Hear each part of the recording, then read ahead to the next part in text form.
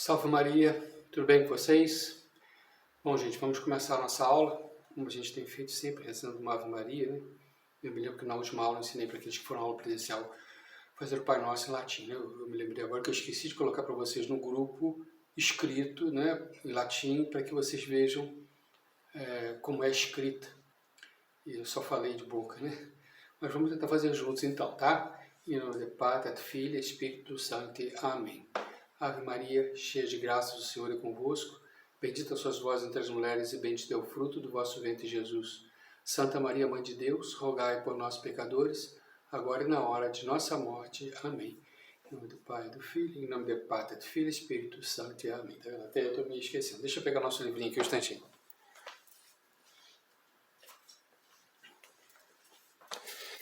Eu vou repassar o que a gente viu na outra aula, pegando aqui as perguntas e respostas que tem no livro, e depois a gente avança mais um pouquinho, tá bom? Então vamos lá. Na última aula a gente viu sobre a ressurreição de nosso Senhor Jesus Cristo, não foi isso? Desceu à mansão dos mortos, ressuscitou o terceiro dia.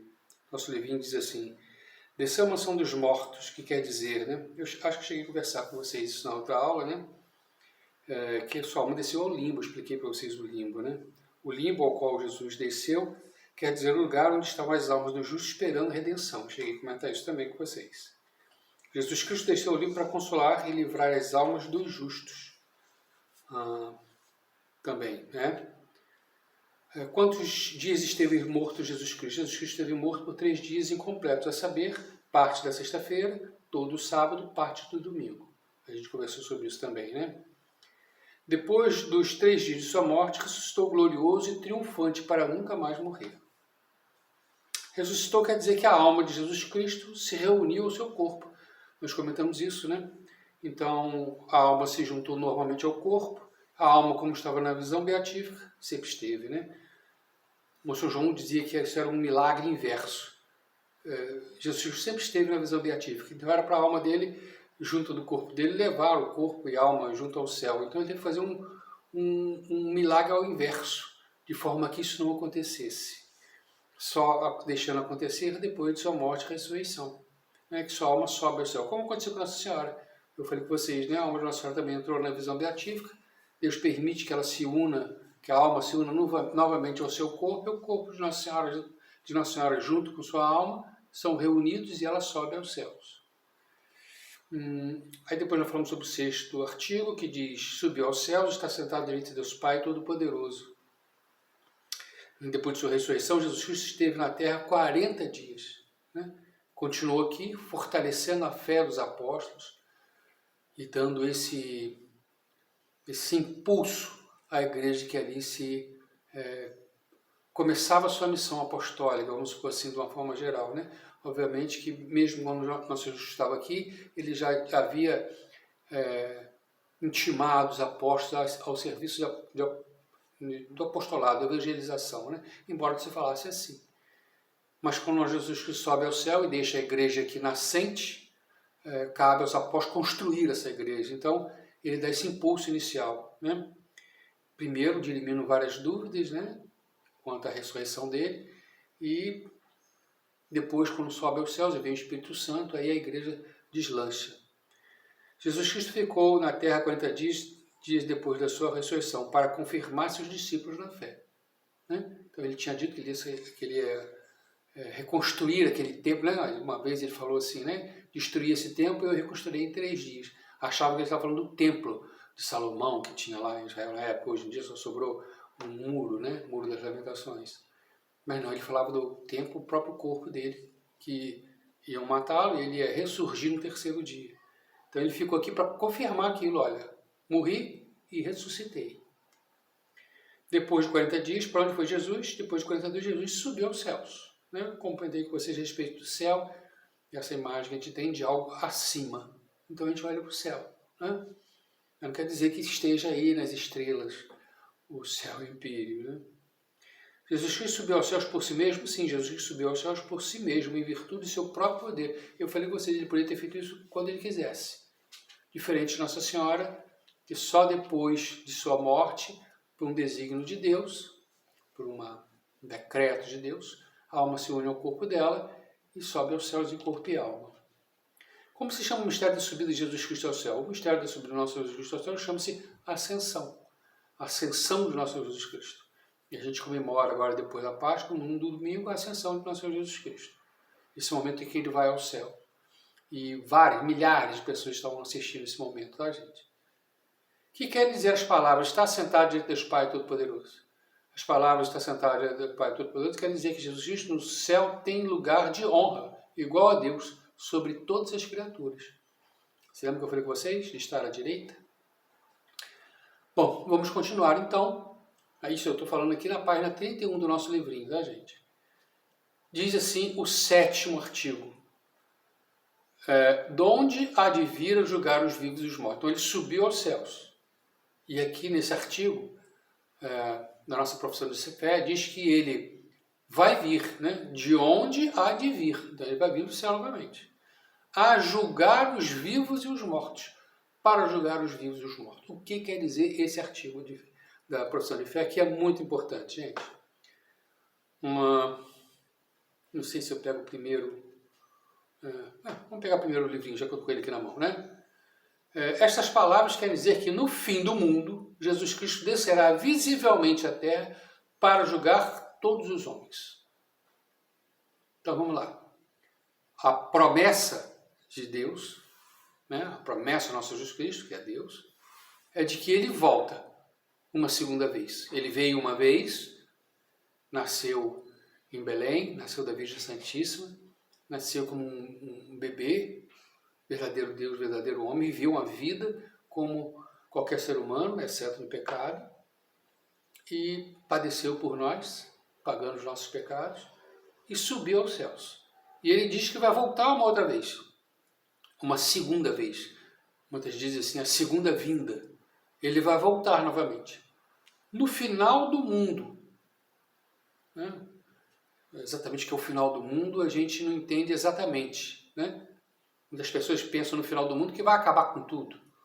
Não acredito que seja isso, né? Mas Deus vem, novamente, o Senhor Jesus vem, para mudar a ordem que está aí. E nesse dia, ele vai julgar os vivos e os mortos. Então ele vem como um juiz. Não vem mais como uma criança e vai crescendo. Ele já vem como um juiz. Com esse poder que ele tem, porque está à direita de Deus Pai. Então nosso Jesus Cristo vem a julgar. Imagina uma coisa dessa. Ele que foi julgado injustamente e foi levado à morte, agora ele volta para julgar quem o julgou, quem o condenou. Então a humanidade, que de certa forma rejeita nosso Jesus Cristo, rejeitou nosso Jesus Cristo e continua rejeitando, e que de alguma forma o julgou, e a gente fala com a humanidade como nós todos, não fui eu, não foi você, mas é a humanidade. Quando a gente peca, a gente assina embaixo da sentença do nosso Jesus Cristo, gente. Principalmente os pecados mortais, aqueles que violam os 10 mandamentos que nós vamos estudar. Aqueles que violam os 10 mandamentos é como se a gente colocasse um espinho na cabeça do nosso Jesus Cristo, um cravo na mão do nosso Jesus Cristo. Nós estamos condenando ele nesse momento. Então ele vem julgar nós que o julgamos. Imagina uma coisa dessa. A pessoa foi julgada, foi condenada, depois ela volta como juiz daquele que o condenou, que o julgou. É assim que ele volta. Para julgar vivos e os mortos. Então vamos lá. Nosso Jesus Cristo, no momento agora que nós estamos conversando, para nós, dentro da cronologia da nossa vida, né? O ser humano não vive dentro do tempo, Deus não vive dentro do tempo. Tempo é uma criatura de Deus. Né? Não sei se vale a pena falar um pouquinho sobre isso. Tá bom, talvez valha a pena falar um pouquinho sobre isso. Nós não conseguimos entender as coisas fora do tempo. Tudo para a gente tem um início e um fim. Eu já falei para vocês que Deus é eterno, ele não teve princípio, não tem fim. Já é difícil a gente entender isso. Nós vivemos num tempo. Inclusive se faz esse desafio, já se fez esse desafio a vários filósofos, teólogos, de explicar o que é o tempo. E ninguém conseguiu explicar o que é o tempo. A gente sabe que é uma sequência de eventos, né, que vai ocorrendo ininterruptamente, mas a gente não consegue explicar o que é tempo. Nós nascemos no tempo, nós temos um dia que a gente nasceu, a gente vive aqui, um dia a gente vai morrer, a gente tem um dia a hora para começar o dia, a hora para ir trabalhar, a hora para almoçar, a hora para isso, a hora para aquilo. Nós vivemos no tempo. Deus não. Vale a pena antes falar um pouquinho sobre os anjos. Os anjos, isso que a gente chama de tempo, eles não vivem submetidos a esse tempo que a gente vive. Eles vivem submetidos a uma outra estrutura parecida com essa que chama-se Evo. Ou seja, os anjos tiveram um momento em que foram criados e vivem a eternidade. Não tem uma passagem como a gente tem de várias, né? De viver uma vida terrena e depois uma vida celeste. Ele vive na vida celeste eternamente. E como eu já falei para vocês, nasceram em estado foram criados em estado de prova. Aqueles que erraram foram para o inferno. Aqueles que ou estão ainda por aí no mundo a ser condenados ao inferno, né? Que já estão condenados. Ou os anjos bons que estão aí, nos ajudam e mantêm todo esse mundo funcionando a serviço de Deus e que também vão viver a eternidade junto de Deus. Os maus vão viver a eternidade no inferno, assim como o ser humano. Né? Os bons vão viver a eternidade com Deus, os maus vão viver no inferno junto com os anjos maus. Né? Eles vivem nessa estrutura chamada Evo. Eles tiveram um momento em que foram criados, mas daí para lá não tem mais o tempo. Não envelhece, não, entendeu? Bom, e existe ainda aquilo em que vive Deus, vamos supor assim. Falando em termos de palavras humanas aqui, que claudicam sempre, eu não consigo usar termos humanos para explicar as coisas de Deus. Deus não vive no tempo. Diz assim, se não me engano, São Tomás, que a melhor coisa para definir, a melhor ideia para definir essa questão temporal diante de Deus é repouso. Se tempo para a gente é uma sequência de eventos que não param, para Deus é um repouso. Eu costumo brincar aqui com os alunos que eu faço a catequese, é como se a gente tivesse assim, um tabuleiro muito grande, em que tivesse ali um monte de formiguinhas e tivesse assim, um monte de obstáculo para aquelas formiguinhas, a gente bota umas formiguinhas aqui no lado esquerdo daquele tabuleiro gigantesco, imagina assim, uma mesa muito grande, e as formiguinhas vão andando para frente até chegar naquele ponto de lá. E no meio tem um monte de obstáculos, sei lá, umas caixinhas de fósforo, um tijolo, um livro, e as formiguinhas vão desviando aqui, passam por lá, e vão andando para lá. Nós estamos assim olhando essa mesa lá do alto, assim, do alto de uma escada. A gente consegue ver a mesa inteira. A gente consegue ver as formiguinhas que já estão lá, as outras que ainda estão aqui, uma que está passando no meio. A gente consegue ver que aquela que passou, escolheu o caminho de lá, vai encontrar na frente um livro, um tijolo, que ela não vai conseguir passar por cima. A que escolheu passar para o lado de cá vai encontrar uma bacia de água e não vai conseguir transpor e vai ter que contornar. Ela não, a formiguinha está lá no meio, ela não sabe o que vai acontecer lá para frente dela, mas eu estou aqui olhando. Então eu olho o futuro, o passado, o presente, né? Isso é um exemplozinho assim, bem bobo, tá? Só para a gente entender um pouquinho as coisas. Deus é assim. Ele olha, como ele é eterno, ele olha tudo isso que a gente está vivendo num olhar só. Ele consegue, num olhar só, do mesmo jeito que eu olho para aquela mesa e vejo o início e o fim daquela trajetória das formiguinhas, Deus consegue olhar o tempo todo e ele vê o início e o fim do tempo. Mas para ele é como se o tempo não passasse. É tudo num olhar só. Ele vive num estado de repouso, vamos supor assim. Né? Então, para Deus não tem isso. Então, quando Deus, nosso Jesus Cristo, diz que numa segunda vinda ele virá a julgar os vivos e os mortos. Né?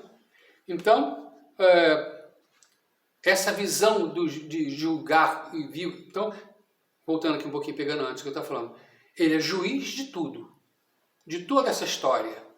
Ele é juiz daquilo que aconteceu com Adão e Eva, ele é juiz daquilo que aconteceu com Moisés, ele é juiz do que aconteceu com o povo de Israel, ele é juiz do que está acontecendo no Brasil nesse momento. Ele é juiz disso tudo. Por ter morrido por nós e por direito de conquista, ele conquistou todo esse mundo, Deus colocou tudo isso aos cabelos dos pés dele, quer dizer, como a gente leu aqui, está tudo abaixo do nosso Jesus Cristo, eu acabei de ler isso aqui no livrinho, né? Então, Deus deu a ele essa capacidade, ou essa prerrogativa de julgar no fim do mundo, e que a gente não sabe exatamente como vai ser, é o que eu estou falando com vocês, de julgar vivos e mortos.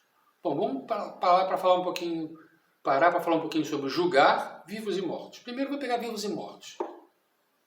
Eu posso imaginar que vivos e mortos são aqueles que estão vivos no dia que nosso Jesus desceu do céu, E ele vai descer visivelmente, nós vamos ver.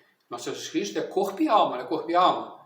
Ele não subiu ao céu em corpo e alma, então quando ele descer, ele vai descer em corpo e alma. Nós vamos ver ele descendo. Quer dizer, nós vamos ver. E como ele é corpo e alma, ele vai descer num lugar específico, a gente que estiver muito distante não vai estar lá presente, mas ele vai descer em corpo e alma. Como vai se proceder depois, a gente não sabe. A gente sabe que os anjos vão ajudar ele nessa história toda. Então ele desce em corpo e alma. A julgar aqueles que estão vivos, a gente pode imaginar assim, aqueles que estão ali, e os que já morreram. É um jeito de se pensar? É um jeito de se pensar. Porque muitos já morreram, e é fim do mundo, e se é fim do mundo, como nós vamos ver aqui mais à frente no nosso estudo, nesse fim do mundo ele vai juntar corpo e alma. Então todo mundo que já morreu vai ser reunido a sua alma. Aqueles que estão no inferno vão passar sofrendo no inferno em corpo e alma, aqueles que vão para o céu vão estar no céu em corpo e alma. Então ele vai juntar todo mundo. Então ele vai jogar os mortos, juntando corpo e alma, e os vivos. Né? Aqueles que ainda estão vivos. Pode ser assim. É uma forma de se pensar. Não é a mais precisa. Né? Para Deus, morte, vida e morte quer dizer quem está na graça e quem não está na graça. Quem não está na graça de Deus, por exemplo, quem cometeu um pecado mortal, violou um dos 10 mandamentos, essa pessoa está morta para a vida na graça. Aquele, ao contrário, que vive os 10 mandamentos perfeitamente, vive uma vida respeitando essa profissão de fé, em oração, frequente os sacramentos, vive uma vida de santidade, essa pessoa está viva para a vida da graça. Então ele vai jogar aqueles que estão condenados e aqueles que estão destinados à salvação. Né? É de se perguntar, mas Pio, você não disse aí que quem está no inferno não sai mais de lá? É verdade. Quem está no inferno não sai mais de lá. Não é promovido para o céu. O único que pode ser promovido para o céu é quem está no purgatório. Então a gente imagina que no final do mundo, todo mundo que está no purgatório termina sua pena e sobe aos céus. Né? E vão estar todos nos céus. Mas esse julgamento não é só um julgamento desses dois pontos, quem está no céu e quem está no inferno. É o julgamento das eras, das nações, dos povos. Então você imagina que nós aqui, nesse momento que a gente está vivendo, eu estou falando aqui para vocês, poderia estar falando para mais pessoas, nós fomos chamados a algo. Os arautos do Evangelho foram chamados a algo. Né? Uma ordem religiosa desejada, criada, obra de Deus, né? O Espírito Santo infundiu esse carisma no Senhor João para que ele criasse essa obra, e é o Espírito Santo que conduz isso, para que realizasse uma obra dentro da igreja. Imagina que os arautos do Evangelho não cumpram com esse... Não vai acontecer, tá? Não cumpram com essa sua missão. Vai ser julgado por isso. Assim como as outras ordens religiosas, né? Jesuítas, dominicanos, cumpriram com aquilo que foi pedido a vocês. A própria igreja, essa era, nós vivemos agora um final do pontificado do Papa Francisco, né? Pontificado que... 12 anos, gente? Acho que 12 anos, né? Alguma coisa assim, né? Perto disso, 12, 15 anos, não me lembro direito. 12 anos. Acho que em 2013 o Papa Bento XVI ainda estava como Papa. Bom, ele vai julgar esse período desse pontificado. Se no período desse pontificado, conduzido do Papa Francisco, a igreja viveu aquilo que Deus queria que vivesse. Se foi cumprido aquilo que Deus pediu, vai ser julgado. E uma era maior, vai ser julgado o século XX, a Idade Média. E em função desse julgamento, alguns de nós vão ter mais méritos, outros vão ter menos. Você lembra que eu falei a vocês do 7º céu, do 6º céu, do 5º céu? Aqueles que cumpriram plenamente aquilo que Deus pediu, vão estar lá em cima. Né? Outros talvez estejam mais abaixo. Como assim também as pessoas que foram chamadas a uma vocação especial, que poderia ter mudado o curso da história, por exemplo, e não corresponderam, vão ser, de repente, ali, a ter sua pena aumentada. Suponhamos assim. Estou falando aqui em termos humanos, tá, gente? Então ele vai vir julgar vivos e mortos. Final do mundo. A partir desse dia, o mal, todos que são do mal, os demônios que estão por aí, e todas as pessoas que não cumpriram a vontade de Deus, todos eles são jogados no inferno. E nesse mundo que continua dali, só vão ter no mundo aquelas pessoas santas, aquelas pessoas que seguiram o caminho do nosso Jesus Cristo. Não vai ter mais esse dividir de posições de bem e mal. O mal vai estar definitivamente, que já está derrotado, definitivamente todos lançados no inferno e todos do bem junto de nosso Jesus Cristo, no céu. Como vai ser isso? Nós veremos um dia, se Deus quiser, nós vamos ver e vamos estar do lado de Deus. Se Deus quiser, para isso que a gente está aqui, né? Para nos ajudar a poder estar juntos de Deus. E Ele vai julgar. Aí a gente pensa nas leis, né, do Brasil, uma lei internacional, né? Existe uma coisa chamada lei natural, de onde deveriam sair todas as outras leis. Mas esse julgamento é feito segundo os olhos de Deus, segundo os olhos de nosso Jesus Cristo. Não é segundo os nossos olhos. Então, assim, os critérios que a gente tem para julgar se alguém está certo ou errado, esses critérios são muito errados, porque parte de nós que somos defectíveis, pecadores, né? A gente pode até julgar os outros, mas segundo os critérios de Deus. Então, eu posso dizer que uma pessoa está errada se aquela pessoa, por exemplo, vive junto, um homem e uma mulher, mas não se casaram, não realizaram a cerimônia do matrimônio, receberam o sacramento do matrimônio. Essa pessoa está vivendo em erro, segundo os critérios de Deus. Eu posso, para mim, achar que, não, tudo bem. Não, segundo os critérios de Deus, não. Eu posso julgar que uma pessoa que não frequenta a comunhão eucarística, a igreja pede pelo menos uma comunhão no ano, na Páscoa. Uma pessoa que não comunga, nunca, eu posso dizer para essa pessoa que ela caminha para a condenação. Porque Jesus Cristo disse, meu corpo é verdadeiramente comida, meu sangue é verdadeiramente bebida, quem não comer no meu corpo, não beber no meu sangue, não terá parte comigo, não terá a vida eterna. Então, segundo os critérios de Deus, aquela pessoa está vivendo em erro. Né? Posso julgar segundo os critérios de Deus. E é esse que são os critérios que eu tenho que julgar as pessoas ao meu entorno. Não segundo os meus, o que eu acho que é certo, o que eu acho que é errado. Não, é o que Deus acha que é certo e o que Deus acha que é errado. Acha, não tem certeza, né? Deus não acha, né? Então, segundo os critérios de Deus, é que as pessoas vão ser julgadas. Já ouvi isso algumas vezes, algumas pessoas falando assim, tem algumas pessoas muito próximas de mim. Não, alguém falou, comentou com essa pessoa, você vai acabar indo para o inferno desse jeito. E ele falou assim, mas por quê? Eu não matei ninguém, não roubei ninguém. Segundo o critério dele, se você não mata e não rouba, você está livre do inferno, você vai para o céu. Mas não é isso que diz os 10 mandamentos. Nós vamos mostrar aqui para vocês os 10 mandamentos, nós vamos estudar. E o primeiro mandamento diz, amar a Deus sobre todas as coisas. Opa! Então, veja aí, ONGs, né? Tem um monte de ONGs aí que ajudam nisso, naquilo, outro, e dizem que fazem o bem ao próximo. E fazem um bem ao próximo. Ajuda o próximo. Não tem a menor dúvida disso. Mas o primeiro mandamento não é ajudar ao próximo. Perguntaram ao nosso Jesus Cristo um dia, qual o maior dos mandamentos? E ele falou, porque a própria pessoa respondeu, né? Perguntou ao nosso Jesus Cristo, ele falou, você falou bem. O primeiro mandamento é esse, amar a Deus com toda a sua força, todo o seu coração, todo o seu entendimento. Esse é o maior mandamento. Existe um outro semelhante a esse, amar ao próximo como a ti mesmo. Olha, amar ao próximo como a ti mesmo é depois de amar a Deus. Porque quem ama a Deus, ama o próximo. Pode ser que tenha alguém que ame o próximo e não ame a Deus. Eu conheço gente assim. Mas quem ama a Deus, ama o próximo. Então, o primeiro mandamento era amar a Deus. Então, você frequenta a igreja? Não. Eu faço parte de uma ONG que ajuda pessoas necessitadas, maravilha. Ajudo lá, maravilha. Você frequenta a igreja? Não. Você confessa? Não. Você comunga? Não.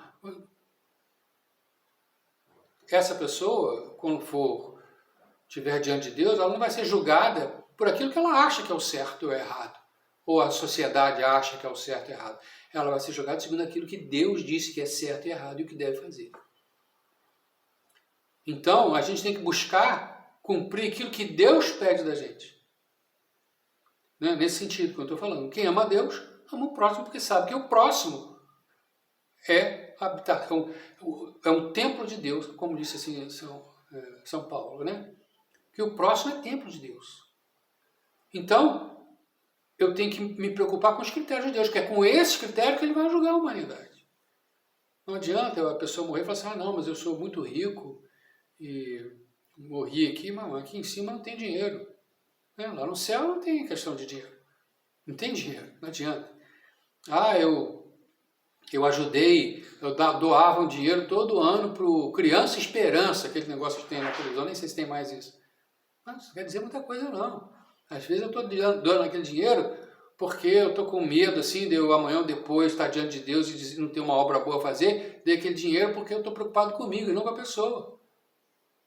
O bom é quando você doa o dinheiro para aquela pessoa por amor àquela pessoa, por compaixão. Não, eu vou dar para satisfazer, para dizer para os outros, olha, eu doei tanto. Né? Na Sagrada Escritura tem uma passagem dessa, em que a pessoa, um rico, foi lá, eram umas tinas grandes, né? Como se fosse um barril muito grande, obviamente feito de porcelana, coisa qualquer, e o rico derramava as moedas ali, fazia o barulhão, aquelas moedas. Depois veio uma viúva, pequenininha, coitadinha, depois ela botou um dracma, chamava lá. Uma moedinha, sei lá, a menor moeda que a gente tem hoje em dia é 5 centavos, né? Uma moeda de 5 centavos, plink! Aí aquele que me deu o dinheiro, meu Deus do céu, eu, né? Dei um dinheirão. Mas Nossa Senhora Cristo estava lá e viu e falou assim, quem deu mais foi aquela senhora, porque ela deu tudo que ela tinha, ela só tinha aquela moeda. Aquele outro, ele deu tudo que lhe sobrou. Olha só, os critérios de Deus não são os nossos. Então ele tem que se preocupar com os critérios, porque é com esse que ele vai nos julgar. E a partir desse julgamento é que nós vamos viver junto dele ou no inferno. Preocupante, hein, gente? O que a gente está fazendo na nossa vida? A gente tem que se preocupar com o que a gente está vivendo. A gente está vivendo segundo os desígnios. Gente, isso vai acontecer. E olha só, juízo final. Mas cada um de nós vai passar por um juízo particular. Eu não sei se a vinda do nosso Jesus Cristo vai ser amanhã. Né? Se demorar muito, não sei quanto tempo, né? A probabilidade é que muitos de nós não estar aqui. Eu, por exemplo, que acho que sou o mais velho de vocês, daqui mais uns anos não estou mais aqui. Se a vinda do nosso Jesus Cristo não vier antes, né, se o juízo final não vier antes, eu vou morrer antes desse juízo final. E na hora da minha morte eu vou ter o meu juízo particular. Olha só, juízo final particular. Final para todos. Né? Particular é aquele meu. Morri agora, daqui a meia hora. Morri. Naquele momento que eu morro, naquele mesmo momento eu sou julgado para saber se eu vou para o céu ou para o inferno. Posso ir para o purgatório. Mas quem vai para o purgatório um dia vai para o céu.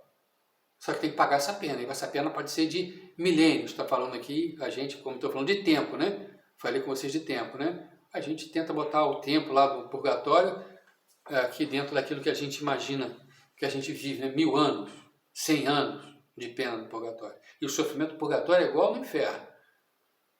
Não vou sofrer. A única questão é que no inferno as pessoas têm certeza que nunca vão ver Deus. Aquela visão beatífica.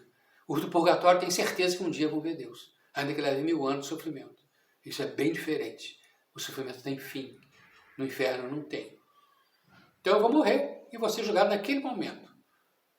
Quer dizer, a igreja entende que a alma pode ainda ficar no corpo, unida ao corpo, até 2 horas depois da morte dessa pessoa. Isso por conta de várias experiências que se teve, vivências que várias pessoas tiveram com isso, até membros da Alto Evangelho já tiveram experiência com isso, sacerdotes, quando foram dar a unção dos enfermos, ou extrema unção, em caso desse, e tinham esse sentimento, que depois daquela extrema unção, a alma se desprendia e o corpo ficava como que aliviado. Bom, vamos lá. A igreja entende isso. Então, morreu. Até 2 horas depois da morte da pessoa ainda pode se dar a extrema unção. Depois disso, não. Morreu. Naquele momento que morreu, que a alma se desprendeu e foi para o céu, naquele momento a alma é julgada. A gente faz uma visão assim, de julgamento como um tribunal, né, um juiz, tudo. Não é exatamente assim. Né? Nós vivemos uma vida que Deus disse para a gente o caminho que a gente segue e o caminho que a gente não pode seguir. No dia da nossa morte, nossa vida passa na nossa frente, nos nossos olhos. E em função dessa nossa vivência aqui nesse mundo, nós somos condenados ou não, mas é nós que nos condenamos. Entenda o que eu vou falar para vocês.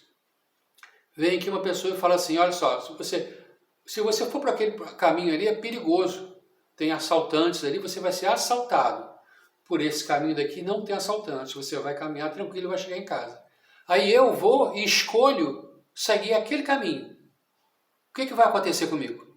Eu vou ser assaltado e eu não posso botar a culpa naquele que falou comigo. Porque aquele que falou comigo, deixa eu só mexer aqui um pouquinho, que a luz aqui deu uma variada. Aquele que falou comigo, ele me alertou. Deixa eu acender a luz aqui um instantinho só, gente.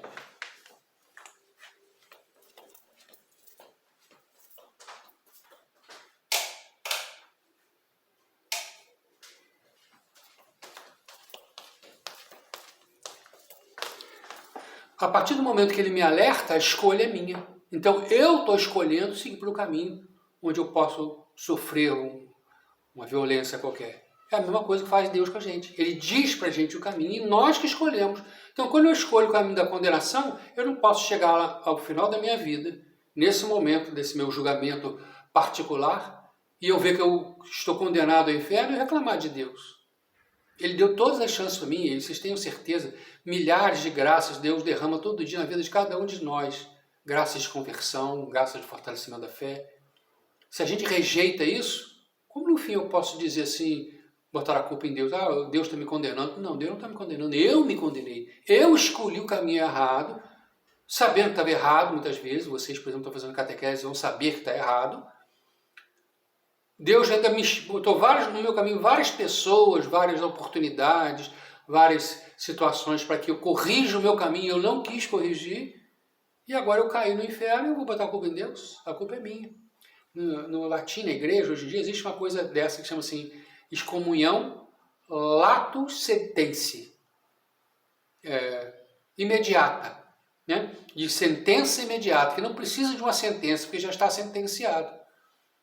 Então nós, quando caminhamos o caminho errado, nós já estamos sentenciados. Nós nos sentenciamos. Então nós temos que buscar o caminho do bem. Então na hora que eu morro, não preciso de um tribunal para me dizer que se eu estou certo ou errado. A situação é tal que eu mesmo, olhando para a minha vida inteira, vou dizer, eu mereço ir para o inferno. E vai imediatamente, não leva dias, horas, não tem uma fila lá para esperar vir. O que acontece é que junto com esses meus erros, também pode vir junto as graças, porque sempre vai ter erros nossos, né? Então a gente costuma colocar muito assim uma metáfora com uma balança, onde de um lado a gente coloca as coisas erradas que a gente fez, e do outro lado as coisas certas. Para onde pender essa balança no nosso momento de partida, nossa passagem, é o nosso julgamento. É a decisão que nós vamos para aqui ou para lá. E a gente tem várias histórias que contam isso, né? Que na hora da condenação, Nossa Senhora vem e coloca nesse balança de cá a minha devoção a ela, os terços que eu rezei, as Ave-Marias que eu rezei, as novenas que eu fiz a Nossa Senhora, toda a minha devoção, tudo que eu tentei fazer outras pessoas também caminhar o caminho dela, e vai, opa, pendeu para o lado do bem e eu vou para o bem. Então não se esqueçam disso, né? Busquem fazer obras de piedade. Oração do terço, oração diária, frequência nos sacramentos, cumprir os 10 mandamentos é peso do lado de Nossa Senhora. As outras coisas todas é peso do lado do maligno. Então, na hora da minha morte, automaticamente já olhei tudo isso. E eu vou reconhecer que eu mereço ir para aqui ou para lá. Mas é um julgamento que é feito a partir daquilo que Deus nos ensina. E quando chegar no final do mundo, nesse final do mundo que está falando aqui, também vai ser muito assim. Deus vai colocar diante da gente aquilo que a gente fez, a gente já vai saber. Ele não vai precisar dizer para mim que eu fiz certo.